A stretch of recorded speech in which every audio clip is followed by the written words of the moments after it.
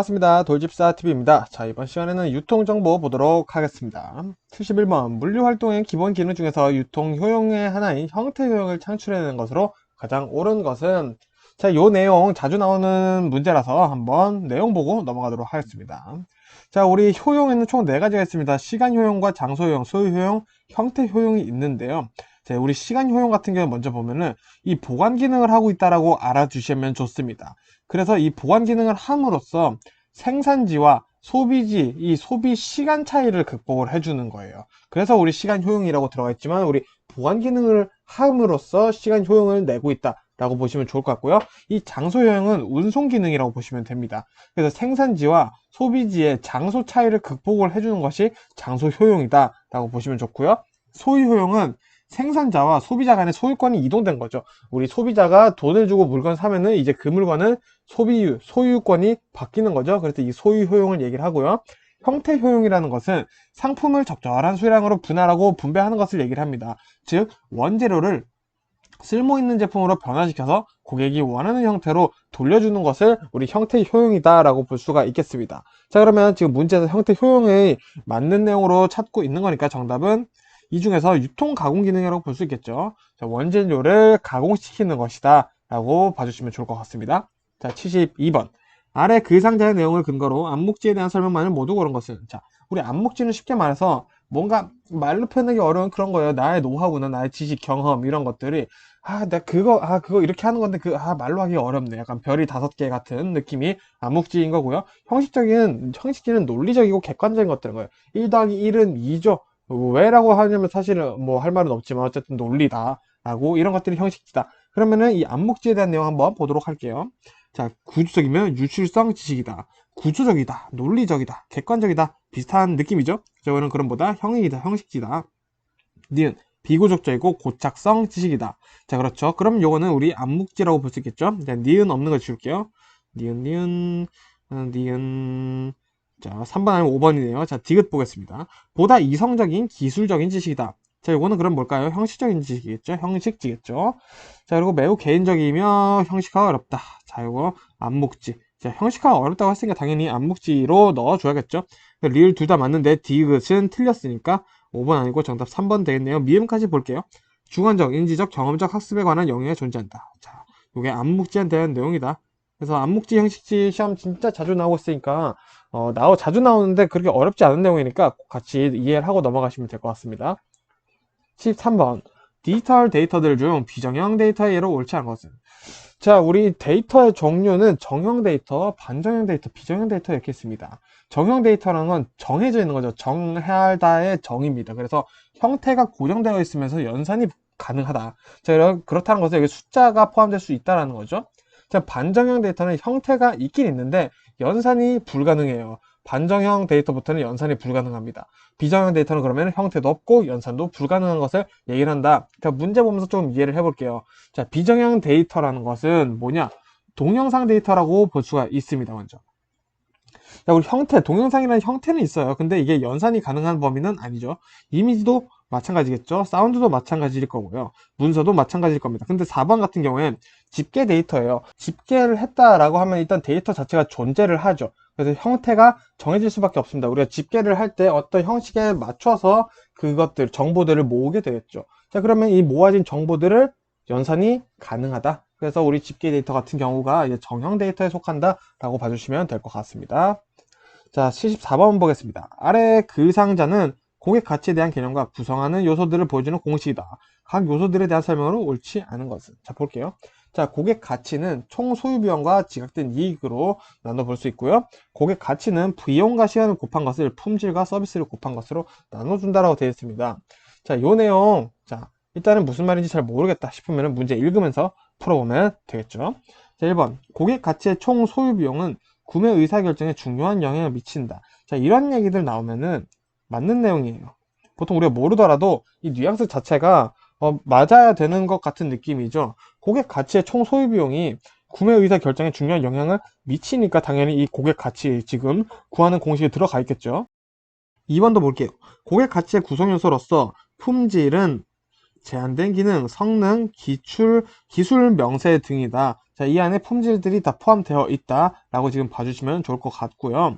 3번, 고객 가치의 구성요소로서 서비스는 고객에게 제공되는 유용성, 지원, 몰입 등이다 라고 볼 수가 있습니다. 자, 4번, 고객 가치의 구성요소로서 비용은 가격 및 수명 주기 비용을 포함한 고객의 거래 비용이다.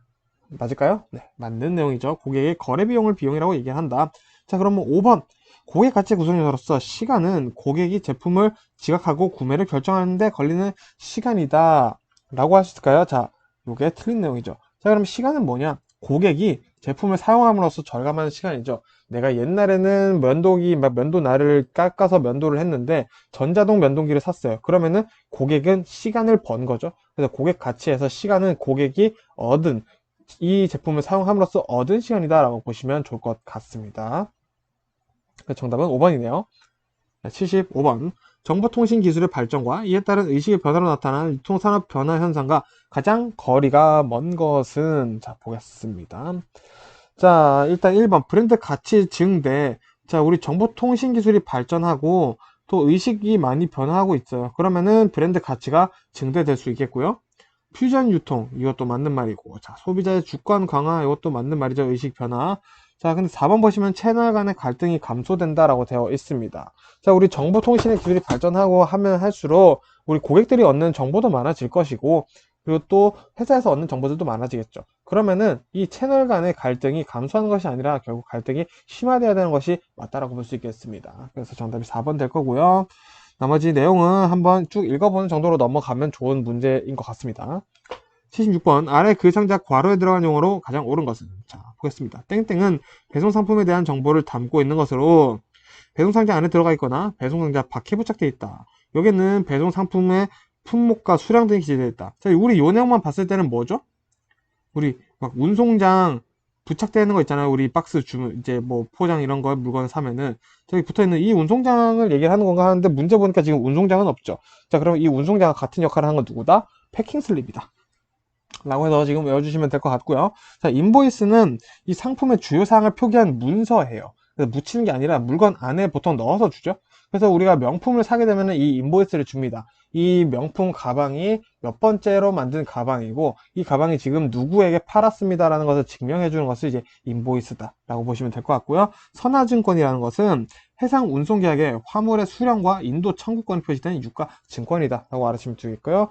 ATP, 자, available to promise죠. 그래서 우리 이렇게 보겠습니다. 가능한 거에서 약속까지, 즉 약속 가능 수량이라고 해요. 고객에게 특정 기간 동안 내가 완제품을 몇 개까지 가져다 드리겠습니다 라고 약속을 하는 약속 가능 수량이다 라고 봐주시면 될 것 같습니다. 자, 77번. 아래 그 상자의 내용은 인먼이 정의한 데이터 웨어하우징에 대한 개념이다. 괄호에 들어갈 수 있는 단어로 옳지 않은 것은? 자, 데이터 웨어하우징에 대한 시험 문제가 정말 자주 출제되고 있습니다.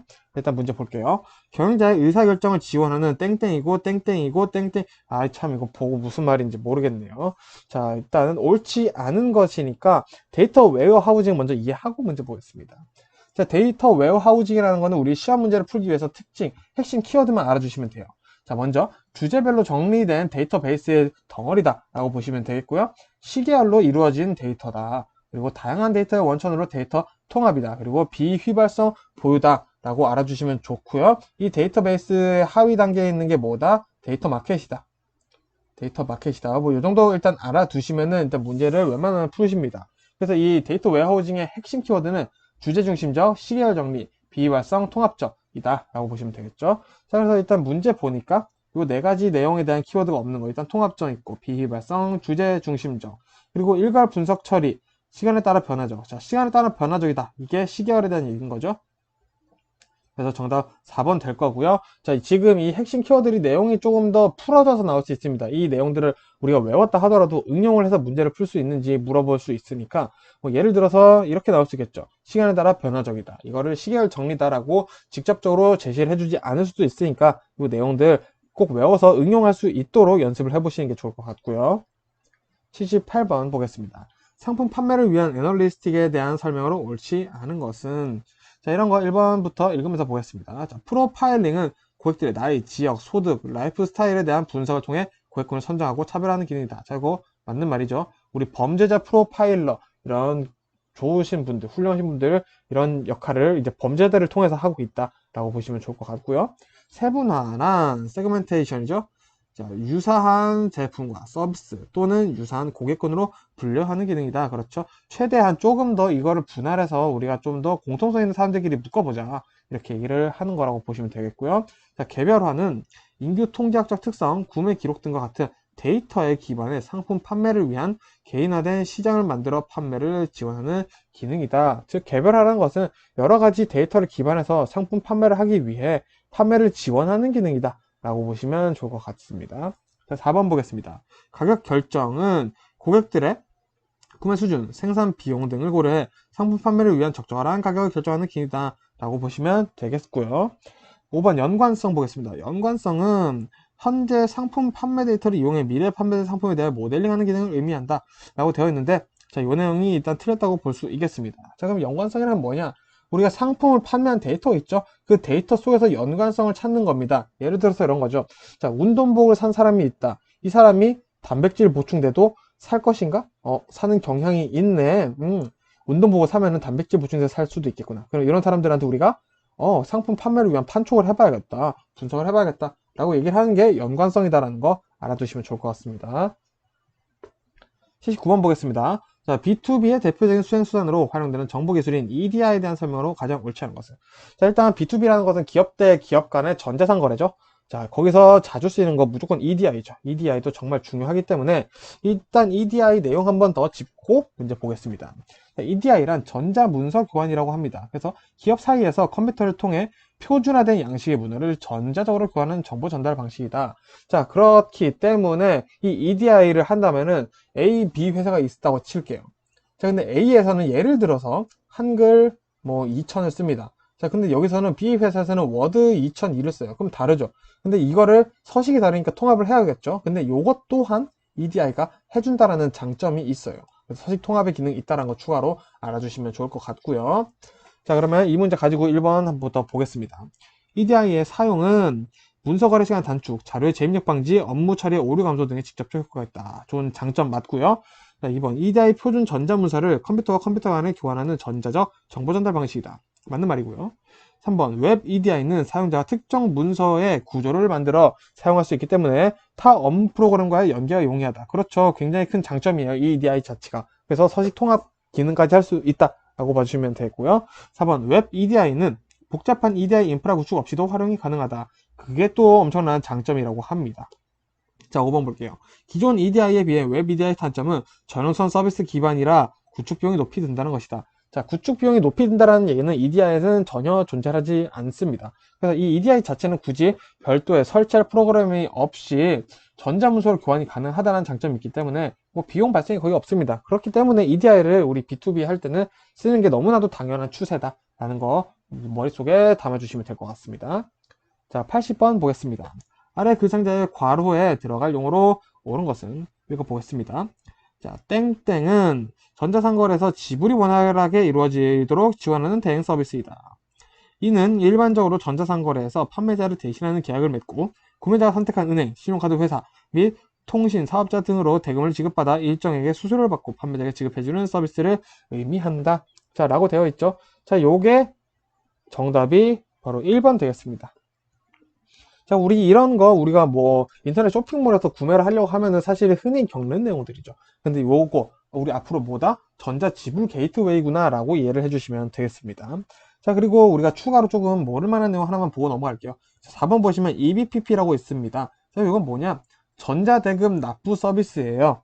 자, 우리 빌이라고 하면 영수증이죠. 근데 여기서 얘기하는 빌은 우리 공무적인 영수증이라고 볼 수 있습니다. 즉 EBPP를 통해서 우리는 공과금 은행 가서 기계로도 낼 수 있잖아요. 그리고 또 계좌 이체도 가능하게끔 해주는 그런 것들이 이제 EBPP, 전자대금 납부 시스템이다 라고 알아두시면 좀 좋을 것 같습니다. 자, 81번 보겠습니다. 공급사슬 관리 성과 측정을 위한 SCOR 모델은 아래 글상자의 내용과 같이 5가지의 기본 관리 프로세스로 구성되어지는데 기억에 해당하는 내용으로 옳은 것은, 자, 이거는 사실 문제가 굉장히 어렵게 나와요. SCOR 자체가 시험 문제 나왔다면 사실 좀 어렵게 나오더라고요. 그래서 이런 문제 우리가 과감하게 포기를 할 것이냐, 이거 외울 시간에 딴 거 외울 것이냐, 그거는 스스로 좀 선택을 해주셨으면 좋겠습니다. 저는 굳이 이렇게 너무 어려운 문제 내용을 이해하려고 공부할 시간이 없다면 저는 굳이 안 외우는 게 좋지 않나 싶어서 말씀드리는 거고요. 그래서 일단 SCOR에 대한 핵심만 보도록 하겠습니다. 기업과 기업간을 연결하는 공급 사슬이나 각기 다른 기업들의 업무 프로세스를 효율을 위해서 SCM 공용 프로세스를 구현하는 것이다 라고 보시면 되겠습니다. 즉, 이 공급 사슬이나 기업들의 업무 프로세스 효율을 높이기 위해서 사용하는 것이다 라고 알아주시면 되겠습니다. 그래서 이 SCOR 자체는 계획, 조달, 제조, 배송, 반품 5가지 단계를 거쳐요. 자, 그러면은 우리 조달 다음이니까 지금 이 기억에는 제조 내용이 들어가겠죠. 자, 그러면 이 내용 중에서 지금 제조와 가장 관련된 내용을 찾아보면은 정답이 4번이 되겠습니다. 조달된 재화 및 용량을 완성 단계로 변환하는 프로세스죠. 자, 그래서 우리 제조에 대한 내용을 이해를 해보시면 좋을 것 같고요. 자, 이 SCOR에 대한 문제는 여러분들이 선택을 해서 공부를 할 것인지 아닌지 정해주시면 좋을 것 같습니다. 82번. 지식 관리 시스템은 지식이 시간이 흐름에 따라 역동적으로 개선하기 때문에 6단계 사이클을 따르는데 이에 맞는 주기 단계가 가장 옳은 것은. 자, 우리 지금 이 문제를 봤을 때 모른다라고 가정하고 문제를 풀어보겠습니다. 자, 일단은 지식 생성, 유포 끝에는 다 마찬가지 똑같네요. 자, 그럼 우리 이 내용 좀 보겠습니다. 자, 그럼 우리 일단 지식이 생성됐어요. 지식이 생성됐으면 우리 뭐부터 해야 될까요? 정제를 해야 될까요? 포착을 해야 될까요? 한번 고민을 해보겠습니다. 자, 근데 이 단어를 모르면 사실 문제를 풀기가 쉽지는 않겠네요. 그래서 우리 한번 내용 보고 넘어가도록 하겠습니다. 자, 우리 지식 생성이죠. 노하우 외부 지식이 유입되는 과정입니다. 자, 그러면 포는 뭐냐? 포착이죠. 자, 포착하는 겁니다. 이제 지식을 표현하는 과정을 포착이라고 해요. 왜 그렇게 하는지 모르겠는데. 자, 어쨌든. 자, 그 다음엔 정제를 해야겠죠. 이 표현해내는 과정, 이 표현한 것을 이제 내 것으로 만들기 위해 가공하는 겁니다. 그 상황에 이제 연결해서 한번 적용을 해보는 거죠. 그리고 그것들을 이제 저장을 하고요. 그 다음에 저장된 것들을 이제 관리를 해주겠다. 정확성과 적절성으로 최신성을 위해 지속적으로 관리를 해주겠다. 그리고 마지막에 유포를 하는 겁니다. 지식이 필요한 외부로 제공을 해주겠다. 라고 해서 정답은 4번이 되고요. 자, 이런 문제도 사실 뭐 굳이 외울 분들만 사실 외우면 되겠다라고 저는 생각하고 있으니까 선택해 주시면 될 것 같습니다. 자, 84번 보겠습니다. 아래 그 상자의 내용에 부합하는 용어로 가장 옳은 것은 보겠습니다. 자, 첫 번째, 시간 기반 경쟁의 장점을 성취하기 위해 빠른 대응 시스템을 개발하는 것이다. 빠른. 자, 두 번째, 시스템의 프로세싱 시간이 빨라짐으로써 총 리드타임이 줄어든다는 효과가 있다. 리드타임이 준다. 그렇죠. 베네통의 경우 시장 판매 정보를 빠르게 피드백하는 유통 시스템을 신속한 대응을 달성했다. 자, 우리 여기 나온 단어들만 봤을 때 신속한 대응 나왔죠. 사실 퀵 리스폰스 정답 5번에 대한 지금 QR에 대한 내용을 하고 있다라고 볼 수 있겠죠. 나머지 보기에 나와 있는 내용들을 한번 보고 넘어갈게요. 그러면 자, RFID 비접촉 무선 인식 시스템이죠. 그리고 JIT 발주 회사의 생산에 필요한 자재를 적기에 공급받아서 재고 유지 비용을 최소화하고 원가를 절감하겠다라는 경영 기법입니다. 요 핵심 2개 알아두시고요. ECR은 공급 체인의 네트워크 전체를 포괄하는 기법이에요. 즉 소비자에게 유통되는 상품의 처음부터 끝까지 관리해서 고객 만족과 리드타임 단축, 저렴한 가격을 제공하겠다라는 거죠. 그래서 이 리드타임 단축이라는 건 사실 웬만한 SCM 전략이라면 다들 하려고는 하고 있어요. 그래서 우리 근데 QR에서는 우리 여기서 지금 신속한 대응, 빠른 피드백, 이런 빠른 이런 단어들이 나와서 좀 문제 풀기가 쉬웠고요. BMI 보겠습니다. 자, 소매업자죠. 소매업 대신에 공급자가 재고 관리를 해주는 겁니다. 그래서 유통업체가 판매, 재고 정보 이런 것들을 이제 제조업체에다 공급하면은 제조업체가 그 정보를 받아가지고 그렇군, 요 정도 팔리고 재고가 이 정도 있구나, 그러면은 한 요 정도 만들어서 우리가 납품을 해줘야겠다 라고 결정을 할 수 있는 단계가 이제 그 과정을 BMI라고 한다 라고 보시면 좋을 것 같고요. 우리 QR 같은 경우 바코드, EDI, 상품 정보, DB 등으로 정보 기술을 통해서 리드타임을 단축하고요. 생산 유통을 효율적으로 높여서 소비자에게 좋은 양, 가격을 제공해서 반품 재고도 감소시키자, 이렇게 얘기를 하는 거다 라고 알아주시면 좋을 것 같습니다. 자, 85번. 노나카의 지식 변환 유형에 대한 설명으로 옳지 않은 것은. 자, 요거는 약간 분기별로까지는 아니고 1년에 한 번씩 혹은 많을 땐 2번씩은 꼭 나오는 것 같습니다. 그럼 굉장히 출제가 자주 되는 거죠. 그래서 우리 노나카의 SECI 세시 모델 한번 알아보도록 하겠습니다. 자, 먼저 이 S는 사회하고요. 사회화 대형 보겠습니다. 자, T로 시작하는 친구 암묵지고요. E로 시작하는 친구 형식지입니다. 자, 그러면 S부터 출발해 볼게요. 자, 사회화입니다. 자, 암묵지로 변하죠. 이게 무슨 말이냐? 개인 대 개인으로 지식이나 노하우 이런 거를 전달해 주는 거죠. 그래서 우리 멘토 같은 형태 이런 것들 여기서 나타날 수가 있겠죠. 자, 그러면은 이제 2로 가보겠습니다. 표출화가 되는 거예요. 자, 표출화. 암묵지가 형식지로 바뀝니다. 이 노하우 이런 것들이 이제 글로 변환되기 시작하는 거예요. 그래서 책이나 매뉴얼 같은 단계가 돼서 등장을 한다 라고 보시면 되겠고요. 컨비네이션, 연결화라고도 하고요. 우리 또 종합화라고도 표현될 수 있습니다. 자, 이 커뮤니케이션은 컨비네이션이죠. 정말 컨비네이션에서는 자, 우리 형식지가 또 형식지가 돼요. 자, 이게 무슨 말이냐?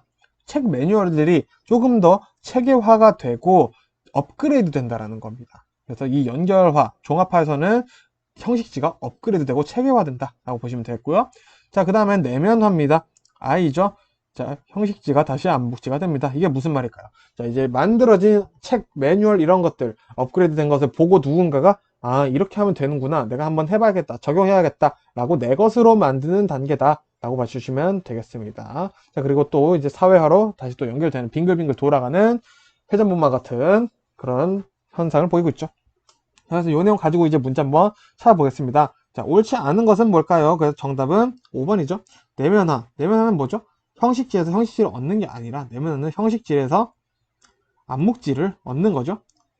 자, 그리고 나머지 내용들도 보겠습니다. 자, 1번 사회화. 최초의 유형으로 개인 혹은 집단이 주로 경험을 공유하면서 지식을 전수하고 창조한다. 맞는 말이죠. 사회화. 암묵지에서 암묵지를 얻는 과정이다. 맞죠? 외부화. 자, 지금 외부화가 우리 표출화라고 돼 있죠. 자, 외부화라고도 할 수 있다. 개인이나 집단의 암묵지가 공유되거나 통합되어 그 위에 새로운 지가 만들어지는 프로세스다. 새로운 지가 그럼 뭘까요? 형식지겠죠. 4번 볼게요. 종합화. 종합화가 컨비네이션, 이제 연결화죠. 개인이나 집단이 각각의 형식지를 조합시켜 새로운 지를 창조하는 프로세스다. 형식지 만들어서 새로운 형식지, 업그레이드된 형식지를 만든다. 이게 종합화로 정리해서 보시면 좋을 것 같습니다. 이거 순서 외워주시면 돼요. 그래서 사표, 연내 이렇게 해서 외우시거나 이제 마음에 드는 단어 골라서 외워주시면 되겠습니다. 근데 우리 세시 모델이라고 하면은 아무래도 좀 더 편하지 않을까 싶어요. 자, 86번 보겠습니다. 정보기술의 발전으로 인한 기업들의 경쟁 원천 환경 변화로 가장 옳지 않은 것은? 자, 이렇게 뭘 물어보는 거야 싶은 문제는 읽으면서 풀 수 있다라고 말씀드렸죠. 보겠습니다. 1번 제품 수명 주기가 단축되고 있다. 자, 우리 제품 수명 주기가 단축되고 있나요? 자, 그렇죠. 자, 요거 우리 한번 이해를 해보겠습니다. 좀 더 쉽게 예를 들어서 단적으로 예를 들게요. 우리 옛날에 폴더폰들을 생각해보세요. 젊으신 분들 모르실 수도 있는데, 폴더폰 한번 사면은 진짜 웬만하면 안 망가져요. 집어 던져도, 막 저 대학교 때 아무리 집어 던져도 안 부셔져서 핸드폰을 못 바꿨거든요. 근데 요즘에는 뭐 껄떡하면은 막 다 깨져요. 떨어뜨리면 액정 깨지고, 뭐 갈아야 되고, 그래가지고 저도 지금 플립을 2번을 바꿨는데, 삼성 까는 건 아닙니다. 저는 계속 플립을 살 건데. 어쨌든. 그래서 제품 수명주기가 단축되고 있다. 너무 TMI를 해버렸네요. 자, 2번. 고객의 요구가 다양해지고 있다. 자, 이것도 맞는 말이죠. 그러니까 경쟁이 심화될 수밖에 없겠죠. 자, 3번. 독특한 지적 차이를 중시하는 추세로 변하고 있다. 자, 이것도 맞는 말이고요. 4번. 국가 간의 시장 장벽이 높아지고 있으며 이로 인해 시장 확대의 기회가 어려지고 있다. 그렇지 않죠? 점점 우리 글로벌화 된 지가 언젠데 이미 우리는 FTA로 저 어렸을 때만 해도 뭐 FTA 한다 이러면서 막 싸웠는데 요즘에는 사실 그런 거 없죠. 그래서 국가 간의 시장 장벽이 굉장히 낮아졌다라고 보시면 좋을 것 같습니다. 그래서 5번도 볼게요. 소비자의 요구에 맞는 제품을 신속하게 생산할 수 있는 시장 경쟁이 가속되고 있다. 그렇죠. 우리 소비자들이 똑똑해지기 시작하면서 물건 빨리 갖다 주는 것이 최고지. 좋은 거 빨리 갖다 주는 것이 최고죠. 이렇게 하다 보니까 이제 리드 타임에 대한 단축 경쟁이 많이 일어나고 있다라고도 볼 수 있겠죠. 자, 87번 보겠습니다. 가트너에서 제시한 빅데이터의 3대 특성으로 가장 옳은 것은? 자, 외우는 수밖에 없겠죠. 빅데이터의 3대 특성은 규모, 생산 속도, 다양성입니다. 끝. 자, 그러면은 규모 없고 생산 속도, 그리고 다양성 1번이네요. 자, 외우는 수밖에 없겠죠. 88번 보겠습니다. 아래 그 상자 괄호에 들어갈 용어로 가장 옳은 것은? 우와, 노나카가 또 나왔네요. 진짜 노나카 알고 있는 사람들 너무 좋겠죠? 자, 한번 보겠습니다. 노나카에 의하면 조직의 capability와 자, capability죠. 굳이 영어 아는 척 좀 해봤습니다. 자, capability와 핵심 역량은 조직의 본질적 능력, 표면적으로 나타나는 경쟁력의 토대가 되는 무형의 지적 능력을 말한다고 한다. 기업의 능력을 확대해 나가기 위해서는 최고 경영자는 조직의 학습을 촉진시켜 나가야 한다. 이러한 개념을 땡땡이라 하고 이를 보고 싶은데 보급시키는데 힘쓴 피터 생게는 땡땡 사고를 전제로 하여 개인의 지적, 숙련, 사고 모형, 비전의 공유, 팀 학습의 중요성을 주장하였다. 우리 세시에 나왔던 내용들이 거의 없죠. 자, 그래서 여러분들 요 내용 이제 알면은 노나카는 끝입니다. 노나카는 세시 모델이랑 요 내용밖에 안 나와요. 그래서 우리 노나카 학습 조직 한번 이해를 해보겠습니다. 자, 그래서 지금 우리 기억은 학습 조직에 대해서 얘기를 하고 있어요. 뭐 단순히 암기하실 분들이라면 노나카 학습 조직 이렇게 외워주시는 것도 좋고요. 생계 시스템적 이렇게 외워주시는 것도 좋은데 내용을 좀 더 알고 있으면 좋겠죠. 자, 근데 노나카 학습 조직이 좀 나오는 편이니까 학습 조직 보겠습니다.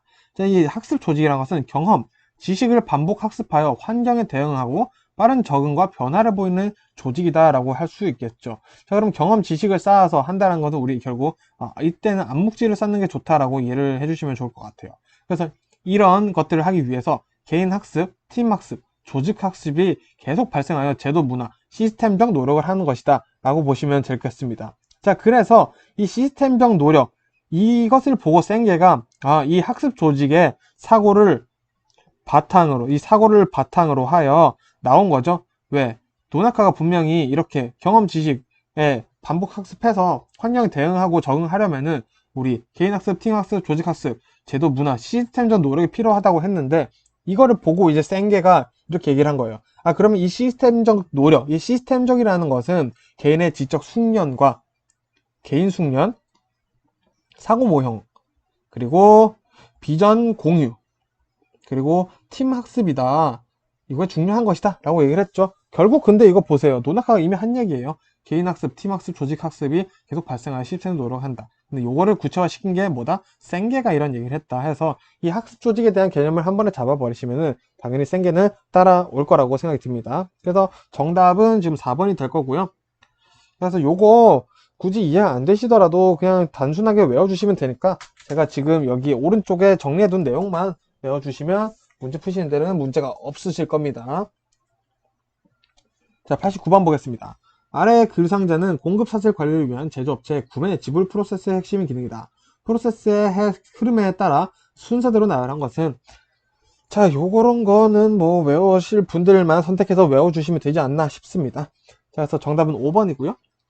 자, 먼저 첫 번째, 재화 및 용역에 대한 구매 요청서를 발송한다. 먼저 구매 요청서를 발송을 해야겠죠? 구매 요청서를 요청을 발송을 하고요. 그 다음에 조달이 확정됐다. 그 다음에는 구매 주문서를 발송해야겠죠. 자, 이제 조달 확정됐어. 이제 그러면 구매 주문서 발송해. 이렇게 발송을 하고 난 다음에 재화 및 용역 수령증을 수취를 합니다. 그 다음에 공급업체 송장을 확인하고요. 세금 지불을 마지막에 해준다. 이 정도 일단 알아두시면 좋을 것 같습니다.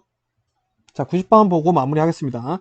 소비자가 개인 또는 단체를 구성하여 상품의 공급자나 생산자에게 가격, 수량, 부대 서비스 조건을 제시하고 구매하는 역경매 형태에 이르는 전자상거래 형태로 가장 옳은 것은 굉장히 말이 어려워 보이네요. 자, 근데 요 내용은 뭐다?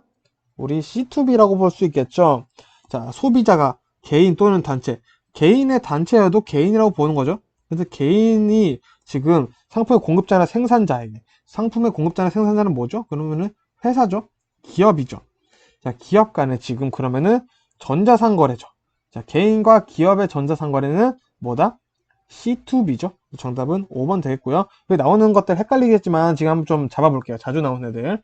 자, B2B는 뭐죠? 기업과 기업 간의 전자상거래고요. B2C는 기업과 소비자 간의 거래죠. 서비자 간의. 그래서 우리 C2B랑 굉장히 차이가 난다라고 꼭 이해해 주시고요. 자, B2E는 뭐냐? 인플로이죠. 그래서 기업과 직원 간의 전자상거래를 B2E라고 하고요. B2G도 있어요. G, 거버먼트죠. 기업과 정부 간의 전자상거래다. C2B는 개인과 기업 간의 인터넷 비즈니스고요. C2C는 그럼 뭐다? 개인과 개인 간의 전자상거래다. 그래서 요 정도 좀 알아두시면 좋을 것 같고요. 우리 O2에도 당연히 아시죠? 온라인 투 오프라인, 온라인, 오프라인 둘 다 넓은 마켓플레이스를 얘기를 하는 것이죠. O2O다. 뭐 그냥 추가로 생각나서 말씀드린 건데 알아두시면 좋을 것 같습니다. 자, 이렇게 해서 4과목까지 마무리하도록 하겠고요. 그동안 기출문제 가지고 공부를 하시느라 고생 많으셨습니다. 저는 또 이제 필요한 내용 있으면 또 다음 영상으로 인사드리도록 하겠습니다. 모두 합격을 응원합니다. 고생 많으셨습니다.